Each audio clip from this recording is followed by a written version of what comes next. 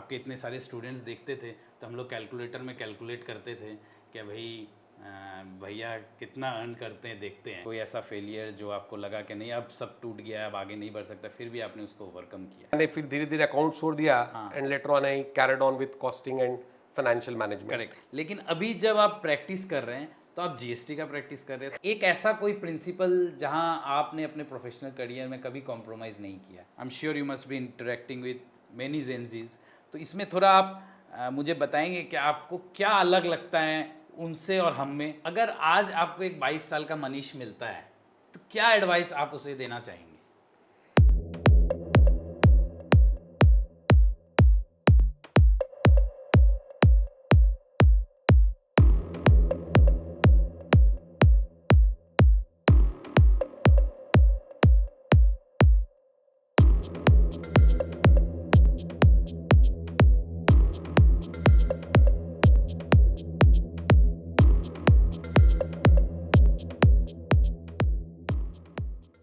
Hello friends, welcome. थोड़ा आज मैं नर्वस हूँ, इसलिए नहीं कि एक डिफरेंट कंटेंट बना रहा हूँ, बल्कि इसलिए क्योंकि मैं आज जिनके साथ बैठा हूँ वो सिर्फ मेरे एक टीचर नहीं है बट एक मेंटर भी है। इन्होंने मेरी तरह कुछ 1 लाख स्टूडेंट्स को इंस्पायर किया है और आज मुझे एक मौका मिला है इनसे कुछ बातें करने की। तो दोस्तों, चलिए हम सब मिलके वेलकम करते हैं श्री मनीष राज ढंडारिया सर को, जिनको हम प्यार से भैया भी बोलते हैं। भैया welcome and thanks for doing it. Thank you Vishnu. Thank you भैया। आज बहुत सारी बातें करेंगे आपसे, लिस्ट तो बहुत लंबी है और आशा करता हूँ कि इस कन्वर्सेशन से सबको बहुत कुछ वैल्यू भी मिलेगा। पहला प्रश्न हम ये करेंगे, क्या आपका जहाँ तक लास्ट मेमोरी जाता है थोड़ा वहाँ से स्टार्ट करके अगर अपनी जर्नी के बारे में बताएं कि आपका जर्नी अभी तक कैसा रहा है? मेमोरी अगर जाता है तो I can start from my schooling days. School से college, then I did my CA। तो जब मैं स्कूल में पढ़ रहा था उस वक्त से ही कि आई स्टार्टेड टीचिंग। अच्छा। जब हम क्लास 9 पास किए तो मैं क्लास 6 के बच्चों को पढ़ा रहा था, 10 पास किए 10 के बच्चों को पढ़ा रहा था, इन दिस वे। उसके बाद CA का एग्ज़ाम दिया, एक शॉट में क्लियर भी होते कि चला गया CA। And then I started with the chalk, black board and the chalk, then whiteboard, then document camera, then iPad, and then virtual classes, pen drive classes and G drive classes। तो इस तरह से जैसे जैसे technology आगे बढ़ते गई, आगे चलते गए। तो आपने अभी CA रिजल्ट मतलब CA एग्ज़ाम का जिक्र किया, तो रिजल्ट डे वाली बात बताइए ना कि उस दिन क्या हो, क्योंकि हम लोग भी सब गुजरे हुए, लेकिन आपको कैसा फील हुआ था उस दिन? CA रिजल्ट बहुत मेमोरेबल था, नॉट बिकॉज कि हम लोग CA का एग्ज़ाम दिए उसका रिजल्ट आ रहा है, बट एक स्पेशल इंसिडेंस हुआ था उस दिन। क्योंकि that was the first time in November 2002 I think कि the institute started publishing the result online. अच्छा।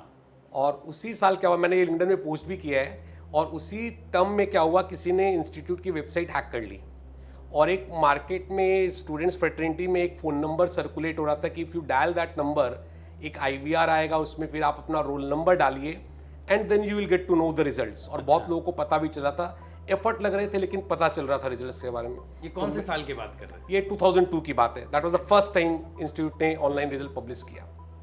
तो मैंने भी फ़ोन नंबर मिला, मैं भी काफ़ी देर ट्राई किया, फिर लास्ट में डाला नंबर, मेरा भी नंबर लग गया और मुझे सुनाई दिया, sorry you have not succeeded, you have failed. अब ये सुन के तो मेरी हालत ख़राब। घर में मेरे रिलेटिव्स भी आए थे, दीदी जी लोग आए हुए थे। मेरे पास तो मोबाइल भी नहीं था, मैंने जिया जी का मोबाइल से ही वो किया था। फिर उसके बाद जब देखा तो फेल, तो पूरी रात हालत खराब। फिर वापस से जिया ने कहा कि नहीं मैं ट्राई करता हूँ, तो उन्होंने ट्राई किया तो बोले नहीं मनीष तुम पास है। हमरा नहीं, मेरे को ये खाली ऐसे ही बोल रहे हैं मन बहलाने के लिए। तो पूरी रात में एज अ फेलियर था। तो that was the biggest setback. रात भर नींद नहीं आई कि नहीं ये क्या हो गया, कि मैं तो अपने आप को फेल अज्यूम कर रहा था। नेक्स्ट डे गया, फिर उसका साइबर कैफे में जाके रिजल्ट जब ऑनलाइन हुआ तो देखा वहाँ पे पास था। फिर उसका भी बिलीव नहीं हुआ कि ये गलत होगा। फिर इंस्टीट्यूट में जाके रिजल्ट देखा, तब जाके भी बोलते तो रोंगटे खड़े हो रहे हैं। तो जब जाके देखा इंस्टीट्यूट में कि हाँ पास है, तब जाके तसल्ली मिली कि हाँ मैं पास हूँ। But I spend 14 hours as a failure. वाह। सो ये स्टोरी शायद उन लोगों को एक रोशनी देगी जिनको सच्ची में रिजल्ट वो फेल हो जाते हैं, कि कहीं सर मनीष सर की तरह मेरा रिजल्ट भी वापस आ जाए और मैं पास हो जाऊं। हाँ ये हो सकता है और होता भी है, रीचेकिंग में ऐसा होता है। हाँ। तो मैंने ये स्टोरी क्लास में भी कई बार अपने शेयर किए, फिर रिसेंटली साल 1.5 साल पहले मैंने लिंक्डइन पे भी पोस्ट की थी हाँ। इस स्टोरी को। नहीं, बड़ा अलग तरह का स्टोरी है, क्योंकि ये जानना कि मैं फेल हो गया फिर बाद में वापस से रिजल्ट में पास दिखना बहुत एक अलग फीलिंग होती है। माने it's like I am getting second life. हाँ, सेकंड लाइफ, राइट। सो सीए आप बन गए, लेकिन पढ़ाई क्यों, मतलब सीए स्टूडेंट को पढ़ाना है, कोई स्पेसिफिक इंसिडेंट है या आपको लगा कि ये एज अ करियर सही था उस time? Hey, look, I was from a very humble background, so always financial crisis रही थी। तो जब मैं पढ़ाना शुरू किया, मेरा एक फ्रेंड था अभिषेक, ही वाज टीचिंग, तो मेरा भी इच्छा था कि नहीं पढ़ाई कुछ पॉकेट मनी मिलेगी, बिकॉज पैसे की बहुत ज़रूरत थी। तो उसने पहले मेरे को एक स्टूडेंट दिया, 2 सिस्टर्स थी, एक का नाम प्रियंका, एक और मेरे को नाम भी याद नहीं है अभी। तो क्लास 6 में थी and that was a wonderful experience. मैं जाता था, कभी वो बेड के नीचे, कभी वो अलमीरा के पीछे, इस तरह से छूट जाती थी। तो वहाँ से मेरा टीचिंग करियर स्टार्ट हुआ। फिर उस वक्त मैं शायद 9 में था, तो जैसे जैसे आगे चलता गया मैं स्टेप्स बढ़ते गए कि मैं 6 के बाद 10 के बच्चों को पढ़ाने लगा। मेरे को आज भी याद है कि जब मेरा फाउंडेशन का रिजल्ट नहीं निकला था, मैंने मैथ्स का टीचिंग स्टार्ट कर दिया था। Before getting my foundation result I was teaching one CA foundation student for mathematics. अच्छा। क्योंकि मैथमेटिक्स मेरा सबसे कोर सब्जेक्ट रहा and I was always very good in mathematics. Wow. तो आई एम श्योर आपके 1 लाख स्टूडेंट्स में बहुत सारे ब्राइट स्टूडेंट्स होंगे और काफ़ी अच्छे अच्छे जगह आपके स्टूडेंट्स पहुंच गए। तो आज कैसा लग रहा है जब आपका एक स्टूडेंट आपसे ऐसे बात कर रहा है? तो या it's a very proud moment. In fact तुम्हारे पहले भी कहीं पे भी आज के दिन as a practice now, because I am practising anywhere I go, if in front any chartered accountant is there, in 90% of the cases he is my student. So right from starting till here कि कैलकाटा में तो ये specially, बाहर में भी होता है लेकिन कैलकाटा में तो everywhere I am getting this privilege. So this is also making my life very easy कि इन प्रोफेशन ऑल्सो कि हाँ मैं बहुत कंफर्टेबल फील करता हूँ। एक इंसिडेंट याद है, हम लोग क्लास में बैठ के जब आपके इतने सारे स्टूडेंट्स देखते थे तो हम लोग कैलकुलेटर में कैलकुलेट करते थे कि भाई भैया कितना अर्न करते हैं, देखते हैं कुछ। आपको पता रहता था कि आपके स्टूडेंट्स लोग ऐसा कुछ कर रहे हैं? मेरे को पता चला कि स्टूडेंट्स आर डूइंग कि number of fees per student multiplied by number of students multiplied by number of batches, then also they used to multiply by 2 because in a year there were 2 batches, 6 months का context होता है उससे 2 batch. तो मेरे को बाद में पता चला किसी एक जन ने कहा था क्लास के बीच में, सर कैलकुलेटर छोटा पड़ रहा है। ठीक है। तो आई मीन अच्छी बातें तो देखिए सबकी रहती है, लेकिन हम लोग एज ए स्टूडेंट हमेशा इंस्पायर होने की कोशिश करते हैं कि आप लोग कैसे फेलियर को टैकल करते हैं और उसको कैसे ओवरकम करके आगे बढ़ते हैं, क्योंकि फेलियर सबके लाइफ में आता है। तो मैं ऐसा कोई इंसिडेंट अगर आपके लाइफ में हो और आप शेयर करना चाहें तो जानना चाहेंगे, कोई ऐसा फेलियर जो आपको लगा कि नहीं अब सब टूट गया है, अब आगे नहीं बढ़ सकता, फिर भी आपने उसको ओवरकम किया?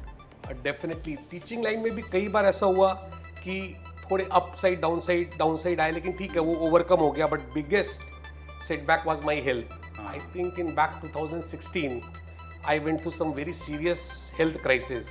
ऑलमोस्ट मैं 1 साल बेड पे था उस वक्त।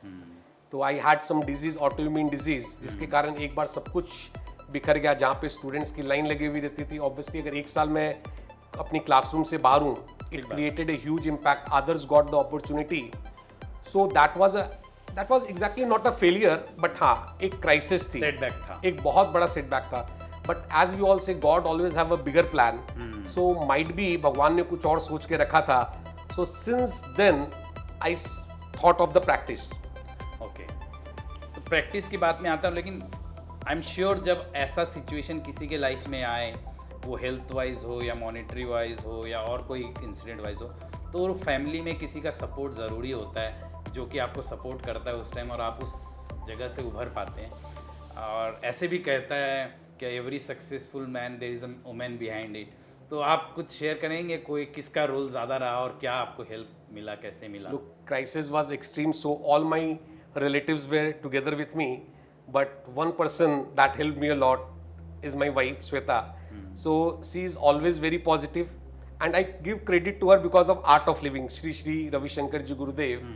तो she was follower since before my marriage और उसके बाद उसने मेरे को भी उस तरफ ले आया। तो ठीक है, it helped me a lot positivity and she was always positive. तो इतना हेल्थ क्राइसिस में भी डॉक्टर्स क्या नहीं बोले, बट she was firm कि नहीं कुछ नहीं होगा, हम लोग इससे बाहर निकल जाएंगे। एंड सून साल 2 साल का हेल्थ क्राइसिस था, उसके बाद obviously I was struggling in the career, लेकिन gradually we overcome and now I see होती है ना, कोई भी अच्छी चीज पास्ट में हुई है और अभी वो नहीं होती है तो दुख होता है, और कोई भी खराब चीज पास्ट में हुई और उसको अगर हम लोग कम कर ले आज के दिन तो बहुत अच्छा लगता है। तो आज के दिन वो ये जो पुरानी स्टोरी को देखते हैं तो फील ब्लेस्ड कि ग्रेस है, ये गुरुदेव का ग्रेस है, भगवान का ग्रेस है, and obviously biggest support my wife Shweta, she helped me a lot. I am sure, मतलब हम लोग जिस टाइम आप लोग आपसे पढ़े हैं उस टाइम के सारे स्टूडेंट, मैक्सिमम स्टूडेंट्स के फैमिली हो गए, बच्चे हो गए, शादी हो गया, पढ़ाई करियर तो सब बात करते हैं, थोड़ा लाइफ को कैसे बैलेंस रखा जाए, फैमिली वाइफ, इसके बारे में बताइए एक्सपीरियंस भैया, क्या टिप्स यहाँ पे भी एक थोड़ा हम लोग को बताइए कि कैसे एक बैलेंस लाइफ जिया जाए। Look, in my starting career of teaching, I think I was full-fledged in teaching for 20 years, Correct. 18 to 20 years. At that time, my routine was extremely tough. I used to go in my classroom at morning 7. So I used to leave at 6:30 a.m. in the morning and back home not before 8:30. और Sunday को भी तुम लोग को पता ही होगा कि Sunday को भी 2 बैचेस रहते थे, तो संडे को भी शाम को 4 बजे ही घर आते थे। So that was very difficult. But हाँ, when I came into practice, yes, I am getting some time for the family. थोड़ा टाइम दे पा रहे, पहले तो एकदम भी नहीं टाइम दे पाते, and now I am realising it's very important to give time to your family. जितना भी आप काम कीजिए, लेकिन थोड़ा समय आपको अपने लिए, या तो आप मेडिटेशन करो, खुद के लिए भी एक अपना समय, वो एक अलग हो गया, फैमिली के लिए समय वो अलग हो गया। तो ये दोनों के लिए बहुत जरूरी है, खुद के लिए भी और फैमिली के लिए। मतलब फैमिली को देने वाला समय खुद का समय से बहुत अलग है। एकदम अलग है, एकदम अलग है। थिंक फॉर योर सेल्फ, आप क्या कर रहे हो, आपको और क्या करना है। मेडिटेट, तो मैं भी करता हूँ मेडिटेशन। हाँ, श्री रवि जी के, रविशंकर जी के इसमें फॉलोअर हैं यहाँ आर्ट ऑफ लिविंग के। भैया आप, हम लोग जब पढ़ते थे आप तीन सब्जेक्ट मेन पढ़ाते थे, अकाउंट्स, कॉस्टिंग और एफएम। हाँ, मैंने स्टार्ट किया था अकाउंट्स, कॉस्टिंग, एफएम पे। ग्रेजुअली स्टूडेंट्स मेरे को एक्सेप्ट ज़्यादा कि कॉस्ट एंड एफएम में, राइट, हाँ। तो मैंने फिर धीरे धीरे अकाउंट छोड़ दिया, and later on I carried on with costing and financial management. Correct. लेकिन अभी जब आप प्रैक्टिस कर रहे हैं तो आप जीएसटी का प्रैक्टिस कर रहे हैं, थोड़ा ये लिंक नहीं बैठ रहा है, कैसे हो रहा है थोड़ा, Right. क्यों जीएसटी? हाँ, ये सब टाइमिंग है। एज आई सेड ना, God always have a bigger plan. हाँ, मेरी तबीयत खराब हुई थी 2016 में, एंड जीएसटी आया 2017 में। कई बार तो मुझे ऐसा लगता है कि जीएसटी आया मेरे लिए ही था, बिकॉज उसी टाइम पे मेरी ये क्राइसिस हुई। सो आई ट्रीट माई क्राइसिस, जो मेरी एडवर्सिटी थी उसको मैंने अपॉर्चुनिटी में कन्वर्ट किया because of the GST. I gave effort in that, बहुत सारा एफर्ट दिया, पढ़ा खुद से। तो आज के दिन क्या है कि उस लॉ का पूरा नॉलेज मेरे को हो गया। कई बार ये भी कई लोग बोलते हैं कि भी आई was in the practical subject, cost and financial management, that's a number game, and law all together the word of माने गेम ऑफ वर्ड्स, आपको इंटरप्रिटेशन करना है। बट आप कोई भी लॉ की बात ले लो, व्हेन वी से लॉजिक में भी लॉ होता है, ठीक है, थोड़ी spelling LAUGIC, if you spell like that, तो no law is void of any logic. And as I was teaching, मेरी logics always बहुत strong रही है, so I applied those logic in the GST और interpretation, और मैं बहुत अच्छा से interpret कर पाया। फिर seminars वगैरह काफ़ी हुए, तो उसमें भी बोला, तो gradually I expertise in this subject law, और वो कभी मेरे को ये problem face ही नहीं हुई कि मैं practical subject से इसमें कैसे आ गया। Very interesting. I am sure क्या व्यूअर्स को भी अच्छा लग रहा होगा। लेकिन अगला क्वेश्चन करने के पहले एक रिक्वेस्ट व्यूअर्स से कि आप प्लीज़ चैनल को सब्सक्राइब कीजिए, क्योंकि चैनल को बड़ा करना बहुत ज़रूरी है, ताकि हम और बड़े गेस्ट और नए गेस्ट को हम ला पाए और आपके साथ उनके थॉट शेयर कर पाए। तो भैया नेक्स्ट क्वेश्चन, जब आप जीएसटी प्रैक्टिस करना स्टार्ट कर दिए, कोई ऐसा इंसिडेंट जो कि आपको लगा बहुत प्रोफेशनली आपको चैलेंज किया और आपके लिए बहुत टफ लगा कि इसको कैसे हैंडल करें, कोई ऐसा इंसिडेंट आपके दिमाग में आ रहा है? हाँ, luckily I face this incident at a very initial stage. जब मैं प्रैक्टिस में आया, I think it was in the year 2019। सो उस वक्त फ्लावर्स मिल्स का कुछ केस हुआ था। Eight that time GST officers, DGI conducted huge inspection search. तो उस वक्त मेरा एक व्यू था और डिपार्टमेंट का एक व्यू था। Definitely view can be different. So I was very confident कि this is exam, but they were adamant कि नहीं, it is taxable. And search वगैरह हुई तो उसमें लोग बहुत सारा टैक्सेस भी कलेक्ट कर लिए, and I was pressurised at that time. मैंने क्या कि कुछ वीडियोस भी बनाई थी, मैंने appealing to the people, showing them कि no, it will be exempted, आपको टैक्स नहीं देना है, तो एट दैट टाइम उसे प्रेशर भी आया था कि नहीं आप ये गलत कर रहे हो, यू आर डूइंग रॉन्ग, आपको नहीं करना चाहिए, टैक्सेबल है। सो दैट वाज तो डिपार्टमेंट की तरफ से कि हाँ नहीं कि आप ये गलत करो, एक प्रेशर क्रिएट किया गया मेरे पे भी। But I was very confident and I carried on and later on department की तरफ से एडवांस रूलिंग भी आ गई, बहुत सारी एडवांस रूलिंग आ गई। मैंने ही आर्ग्यू किया था उसमें कि no the supply which you are saying is totally exempt. तो उस वक्त फिर अच्छा लगा, बट एक बार प्रेशर क्रिएट हुआ कि नहीं वो लोग इतना कुछ बोल रहे, तो एक डर भी रहता है मन में। तो ये चीज़ तो तभी हो पाता है जब आपको अपने मतलब पूरा कॉन्फिडेंस हो कि हम जो बोल रहे हैं उसमें है, मतलब हम सही है। तो एक ऐसा कोई प्रिंसिपल जहां आपने अपने प्रोफेशनल करियर में कभी कॉम्प्रोमाइज़ नहीं किया, जैसे अभी प्रेशर आया तो आपने बोला क्या मैं बहुत फर्म था अपने इंटरप्रिटेशन पे, तो ऐसा कोई प्रिंसिपल जिस पे आपने कभी कॉम्प्रोमाइज़ नहीं किया हो? The principle which we should follow always is the learning. You should not stop learning, and especially in the field of law, what I found कि before giving any opinion to anyone, you should again go back and study law. एक बार आप law वापस से पढ़ो and accordingly you should give the opinion. Correct. So we'll touch into a different question now. मतलब थोड़ा Gen Z के लिए एक प्रश्न मैं करना चाहता हूँ आपसे, because I'm sure you must be interacting with many Gen Zs. तो इसमें थोड़ा आप मुझे बताएंगे कि आपको क्या अलग लगता है उनसे और हम में, जब क्योंकि आप हमारे जैसे जो मिलेनियल या मिलेनियम अल्फा क्या बोलते हैं उनसे आप इंटरेक्ट कर लिए हैं, अब वो उसमें क्या डिफरेंट है Gen Zs में? मेरे को तो बहुत ज़्यादा फर्क है। एक तो मैं इंटर्न्स लोग से डील करता हूँ, there are lots of interns in my office, plus my children they are also in that category. So एक तो वो लोग जब भी कोई वर्ड बोलते हैं I have to Google at times कि भाई वो what they exactly want to say, ठीक है। Apart from that they are always very catchy. I share one incidence, institute की तरफ से स्टूडेंट कॉन्फ्रेंस था, 2 दिन का कॉन्फ्रेंस था, it was on Saturday and Sunday, ठीक है। तो इंस्टीट्यूट से चेयरमैन सर का भी था कि नहीं आप अपने बच्चों को भेजो, सो दे आर अफ्रेड कि नहीं अटेंडेंस में एब्सेंट मार्क लग जाएगा, सो दे डिडंट वांट कि वो लोग का एब्सेंट हो, सो प्लीज़ उनको आप अटेंडेंस दे दीजिएगा। तो आई टोल्ड माई इंटर्न्स कि नहीं ठीक है चलो आप लोग जाना, तो I will give you attendance for those days, ठीक है। हो गया। फिर बाद में जब कॉन्फ्रेंस खत्म हुआ उसके 4-5 दिन बाद एक कैंडिडेट आई मेरे पास, बोले कि सर आपने कहा था अटेंडेंस, लेकिन एचआर तो दे नहीं रहा अटेंडेंस। मतलब क्यों नहीं दे रहा? बिल्कुल देगा। बोला नहीं हम लोग सैटरडे संडे वहाँ गए थे तो वो संडे का अटेंडेंस नहीं दे रहा। मतलब संडे का अटेंडेंस क्यों देगा? तो उसने कहा आप ही ने तो कहा था कि भाई जिस दिन जाओगे अटेंडेंस मिलेगा। सो हियर आई थॉट कि हाँ मैं जीएसटी का इतना बड़ा इंटरप्रिटेशन करता हूँ इतना कुछ, but here I made the mistake. मेरे को ये नहीं बोलना था कि आपको अटेंडेंस मिल जाएगा, मुझे ये बोलना चाहिए था कि ऑन सैट जिस दिन आप आओगे उस दिन एब्सेंट मार्क नहीं होगा। Very thin line of difference, अगर एब्सेंट मार्क नहीं होगा तो सैटरडे का अटेंडेंस मिलेगा। And they were right, Gen Z was right कि नहीं आपने कहा था अटेंडेंस मिलेगा। तो as they went on Sunday also they demanded the attendance of Sunday. So as a matter हमने कहा कि नहीं ठीक है चलो आई अप्रिशिएटेड देयर व्यू, मैंने संडे का अटेंडेंस एक बार दे दिया। But there interpretation skill is really very good, जहाँ पे उन्होंने मेरे जीएसटी के इंटरप्रिटेशन स्किल को क्रॉस कर दिया। और वो आजकल कुछ एब्रीविएशंस भी यूज करते हैं जो कि समझना बड़ा टफ हो जाता है। आप मेरे से अगर एक भी एब्रीविएशन पूछोगे तो मैं एक भी अभी नहीं बोल पाऊंगा कि कौन कौन सा एब्रीविएशन यूज करते हैं। एट टाइम वो लोग जब यूज करते हैं या तो मैं सीधा पूछ लेता हूँ, आजकल तो मैं पूछ ही लेता हूँ कि भाई बताओ इसका मतलब क्या है। पहले थोड़ा हिचक होता था, गूगल करके देखते एग्जैक्टली ये बोलना क्या चाह रहा है। हाँ, मैं भी वही करता हूँ। We almost know each other for almost 20 years now and you are absolutely same. जैसा हमने आपको 20 साल पहले देखा था आज भी वैसा है। खुदा ना खास्ता अगर फ्यूचर में कभी ये रिकॉग्निशन, ये सक्सेस, ये कुछ नहीं रहा, तो ऐसा कौन सा चीज़ है आप में जो तब भी ऐसा ही रहेगा?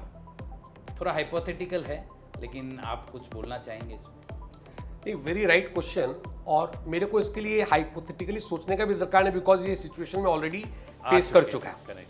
तो उस वक्त जब मेरी तबीयत खराब हुई थी, 1.5 साल मैं घर पे था, तो almost everything was lost for a moment. सब कुछ चला गया, फाइनेंसेस इधर उधर हो गए, मेरा रिकॉग्निशन, स्टूडेंट सब चला गया। But I was always carrying one thing with me, that was my smile. मैं डॉक्टर के पास भी जाता था, I was in immense pain. जो मेरी प्रॉब्लम थी उसमें बहुत दर्द था, लेकिन फिर भी डॉक्टर बोलते थे आप तो हमेशा स्माइल कर रहे, व्हाट इज दिस, कि भी कैसे पॉसिबल है। तो because of art of living and wife Shweta जो है, तो हम लोग को ऑलवेज स्माइल करते रहना है। तो ये चीज़ मैं उम्मीद करता हूँ कि ऑलवेज ठीक है, एक मोमेंट पे आएगा तकलीफ, एक बार डिप्रेस भी होंगे, लेकिन very soon we have to overcome that. I give you one example. आप भी अपना लाइफ में देखोगे पास्ट में जितनी वरीज भी आई होंगी उसमें से 99.99% केसेस में आज के दिन वो मैटर ही नहीं करती। या तो आप इम्यून हो गए, या फिर वो वरीज अपने आप ही सॉर्ट आउट हो गई। In both the cases we can be happy now. तो उस वक्त भी अगर खुश रहते, ठीक है एक बार डाउन होंगे लेकिन फिर वापस से खुश इमीडिएट हो जाना है, क्योंकि अल्टीमेटली कुछ मैटर नहीं करने वाला बाद में। क्योंकि वो जो इंसिडेंट आपके साथ हुआ था वो समझ में आता है आपसे बात करके कि वो बहुत ज़्यादा आप पे मटेरियल इम्पैक्ट डाला था आपकी लाइफ में। Considering all other things, spirituality कितना बड़ा इंपॉर्टेंट रोल प्ले किया भैया, ये बताइए। क्योंकि हम देखते हैं लोग स्पिरिचुअल नहीं हो पाते या होना नहीं चाहते, वो कितना स्ट्रेंथ देता है आदमी को उस सिचुएशन में। Spirituality saved me and credit goes to Art of Living. और लकीली क्या, हम लोग का जो घर, हम लोगों ने अपना मकान बनाया, उसमें हम लोगों ने ग्राउंड फ्लोर डेडिकेट कर रखा है गुरुदेव को आर्ट ऑफ लिविंग के लिए। तो वहाँ पे माहौल ही ऐसा है, लोग उसी तरह के लोग आते हैं, दिन भर कुछ ना कुछ प्रोग्राम्स होते हैं, वैसी वाइब्स है। हर थर्सडे को सत्संग होता है, सैटरडे संडे हम लोग की क्रिया होती है, मेडिटेशन होता है, तो वहाँ पे माहौल ही वैसा बन गया। तो it help me a lot, like कि गुरुदेव ने ही वैसा कुछ किया कि भी सेंटर बना देते हैं तो इसके लिए इजी होगा इस चीज़ को एक्सेप्ट करना, इसमें घुस जाना, तो मेरे लिए लाइफ इजी हो जाएगी, मैं इजीली हैंडल कर पाया उस चीज़ को। तो लाइफ है, आगे भी कुछ हो सकता है, I don't know, but I am ready कि आई विल बी हैप्पी और स्पिरिचुअलिटी विल हेल्प मी। भैया अगर आज आपको एक 22 साल का मनीष मिलता है, क्या एडवाइस आप उसे देना चाहेंगे? After so much of experience मैं ये बोलूँगा कि जो भी वरीज आती है उसको फेस करो और बहुत ज़्यादा चिंता करने का नहीं। अल्टीमेटली आप बाद में जाके देखोगे वो वरीज कुछ थी नहीं, आप भी जैसे एक्सपीरियंस करते हो सारी चीज़ खुद से सॉर्ट आउट हो जाएगी, आप खुद इम्यून हो जाएगी। मतलब एकदम चिंता मत, एकदम चिंता मत करो, ठीक है एक बार फेज आएगा लेकिन ठीक है निकल जाएगा। भैया आज के दिन में आपको सब MRD बोल के जानते हैं। हम लोग जब स्टार्ट किए थे तब एप्लॉम नाम से कुछ आता था, राइट। अब सब आपको MRD बोल के जानते। तो ये MRD कुछ प्लान ब्रांडिंग हुआ है या ये नेचुरली हो गया? ये मुझे भी नहीं पता चला कब ये हुआ, क्योंकि एज यू सेड कि एप्लॉम एकेडमी था, बट काफ़ी साल बाद मुझे मेरे स्टूडेंट्स से ही पता चला या सोसाइटी में पता चला कि मेरे को लोग MRD सर के नाम से जानते हैं। तो इसलिए मैंने फिर टीचिंग लाइन में भी एप्लॉम एकेडमी चेंज करके MRD एकेडमी उसको नाम कर दिया। एंड बिकॉज सब मेरे को MRD के नाम से जानते तो भी फर्म भी मैं MRD एंड कंपनी के नाम से ही चला रहा हूँ। सो ये नाम मुझे मेरे स्टूडेंट्स ने ही दिया था। और आज हम जहाँ बैठे हैं ये भैया का MRD सेंटर है, right? I mean MRD and company chartered firm है जहाँ से भैया अभी प्रैक्टिस करते हैं। भैया एक लास्ट प्रश्न, अगर मैं आपसे पूछूं कि इतने सालों में आपने कोई एक लेगेसी बनाया है तो वो क्या होगा? So my biggest legacy is my students. Since the beginning इतने सारे स्टूडेंट्स को मैंने टीच किया, आज के दिन वो सब अलग अलग पोजीशंस पे and they respect me a lot. कई बार ऐसा काम पड़ा। I share you one incidence कि one of my student is an IAS officer and is in a very good post. तो उनसे ऐसे मिलने की बात हुई तो एक तो वो मेरे को लेने आए नीचे, and when I went to his cabin उन्होंने अपनी चेयर पे नहीं बैठ के सामने सोफा पे बैठा। आई आस्क्ड व्हाई, तो ही सेड कि अगर मैं उस चेयर पे बैठता हूँ तो that chair has a authority.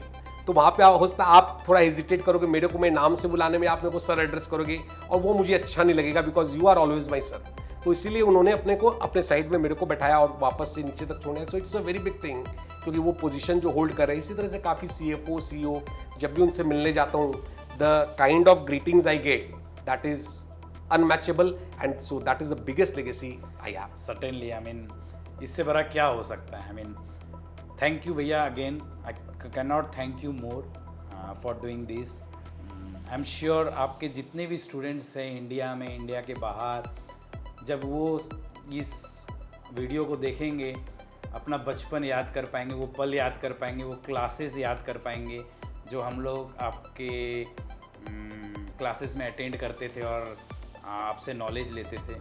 वो यूथ हमारा वापस याद आएगा। I mean I am sure मेरे को अभी कितने सारे इंसिडेंट्स याद आ रहे हैं। सो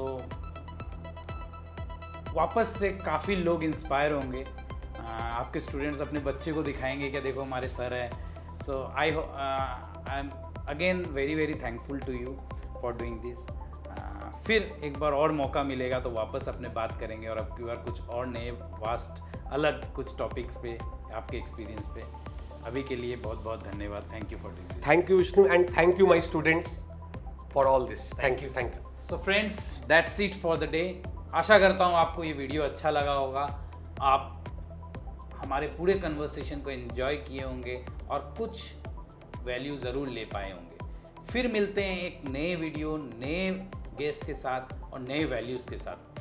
तब तक हमारे साथ जुड़े रहिए। चैनल को प्लीज़ सब्सक्राइब कीजिए, नोटिफिकेशन बेल को क्लिक करना मत भूलिएगा। Thank you.